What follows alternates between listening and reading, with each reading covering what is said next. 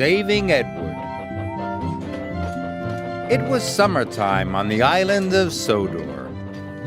All the engines were working hard, carrying goods and passengers. They cheerfully chuffed up and down the lines. All except Edward. Edward was worried. He wheezed as he puffed, and steam hissed out of his cylinders. One morning, Sir Topham Hatt came to the sheds. He had an important job for Edward. "A special delivery of fruit and vegetables is coming to the docks today," he told him. "I want you to take it to Knapford." "Yes, sir," said Edward, but he was worried about his wheeze. It felt worse today. "Thomas, you ought to go to the docks and shunt Edward's freight cars. After that, you can carry on with your usual jobs." "Yes, sir," said Thomas eagerly. Thomas and Edward puffed to the water tower. Edward tried to stop wheezing, but he couldn't. "What's the matter?" asked Thomas. "You don't sound well." "I can't seem to get up steam properly," said Edward. "But I'll manage. Don't tell anyone, Thomas." Thomas wasn't sure about this. "I don't want Sir Topham Hatt to know," hissed Edward. Thomas could see Edward was worried, so he agreed. He hurried off to shunt Edward's freight cars. Edward followed slowly to the docks. Edward was very worried. What if he was too weak to pull his train? He would be of no use to the railway. He wouldn't be useful at all. Edward shuddered at the thought. "Must keep going, must keep going," he wheezed fearfully. At the docks, Thomas had shunted Edward's freight cars into place for him. Soon, Edward was coupled up and ready to go. "Go on, Edward, you can do it," called Thomas encouragingly. Edward puffed as hard as he could, but the train hardly moved at all.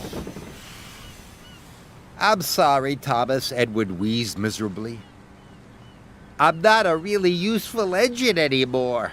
Sir Topham Hatt will have to send me for scrap." Thomas was very upset. He wanted to help Edward. "I'll do my other jobs first," Thomas said. "Then I'll pull the train for you." Edward watched Thomas puff away. He wasn't sure if it was right to let Thomas do his job. Edward felt very worried. Thomas needed to do all his jobs as quickly as possible so that he had time to pull Edward's train. Hurry up, he told the troublesome trucks. "What for? What for?" they snapped. "For Edward," puffed Thomas, and he biffed them crossly. Edward waited sadly by his train. He hoped Thomas would come back soon. When Thomas finished all his jobs, he puffed back to collect Edward's train. Edward was very pleased to see him. "Don't worry, Edward," puffed Thomas. "I'll have your job done in no time. You go back to Tidmouth and I'll meet you there later." "Thank you, Thomas," wheezed Edward. And Thomas pulled away with a long line of freight cars. Thomas was tired. He had been working all day, and Edward's train was very heavy. But he was determined not to let Edward down. Sir Topham Hatt was talking to Gordon as Thomas puffed in. "Thomas, this train is late," he said crossly. "And why are you pulling it? Where is Edward?" Thomas didn't want to get Edward into trouble. He had to think of an excuse. Edward took on the wrong sort of coal, sir." The wrong sort of coal, boomed Sir Topham Hatt. What nonsense, Thomas! I'll find out what Edward has to say about this later. Sir Topham Hatt was very cross. He gave Thomas another job to do. Yes, sir, said Thomas. Gordon steamed through the countryside. And then he found Edward having a rest.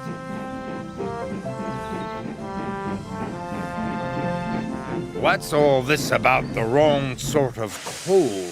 Huffed Gordon. Edward looked puzzled. The wrong sort of coal? Gordon told Edward all about Thomas and Sir Topham Hatt. Edward felt very bad. He wanted to put things right. He decided he must go and see Sir Topham Hatt straight away. Edward hissed and wheezed his way to the station. His fire felt feeble. His wheels felt weak, but he battled on.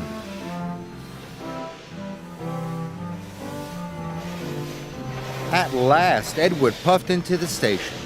He found Sir Topham Hatt. "It's all my fault, sir," he said sadly. "I asked Thomas not to tell you I couldn't work. I was afraid of going for scrap. I'm very sorry. I should have talked to you this morning." "You should always tell me if you have a problem," said Sir Topham Hatt. "You are a loyal, hard-working, and really useful engine. I will send you to the fitter's yard straight away. You'll soon be as good as new."